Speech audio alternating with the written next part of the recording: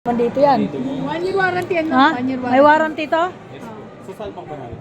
Oo. Oh. Dito na naman si, model. Floated ka po. Hindi model.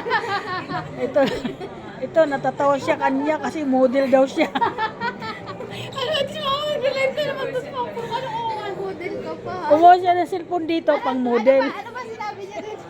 Ayun mo, kasi nagiging model. Tapos, ay linggo-linggo nilala kasi linggo-linggo ang bayaran dito. Ano sir, naka-vlog kayo dito. Kaso lang ang masaklap niyan, kaya pala siya, nagkakandara pa, isama ako dito. Yung pala, huhugutan na naman pala ako ng pera dito. Pambera, nabudol ako. Imbis ang kakain ako sa Jollibee, mga guys. Ano nangyari? Wala. Buti na lang. Oh. Nalagda ko na sila ng pera eh. Sana hindi ako nagdala ng pera. Nabudol na naman ako dito. Dapat kasi 500 lang iniingi sa'yo kanina eh. Marami na siyang nabudol pera. Lagi kumuha sa akin ng pera. Yung mga scammer lang na yan, binubudol siya eh. Tapos sa akin kumuha ng pera, babalik daw niya doble. Minsan nga may nasabi siya sa akin eh, Mama, punta ka nga dun sa may-ari ng lupa, bibili natin yung lupa.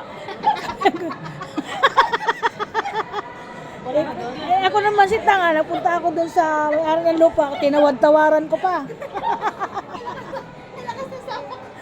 Tapos, sabi nung magpapadala, darating ang pera sa'yo, pero magbayad ka muna. Nagawa mo sa buhay mo. Oo, ginawa niya yan talaga, totoo yun, sir. Hindi ako nagjo-joke. Sabihin ko sa'yo, magdamag kami walang tulog eh. Nilay pa talaga. Dahil sa mga scammer eh.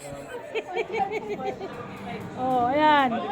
Oh, dito siya. Ikaw ini-scam. Ngayon, ako na tuloy yung ini-scam niya, siya na yung scammer. Di ba, ang sama ng ginagawa nito si Daisy? Oh, may mura naman talagang cellphone eh. Ay Daisy, paano ako magbabayad dito mamaya? Kinuha mo ng pera ko. Para ma-open tong cellphone.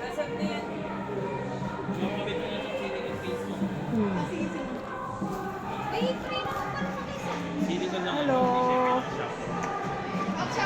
Nakakatuwa. Okay, welcome to my vlog. May vlog ko dito.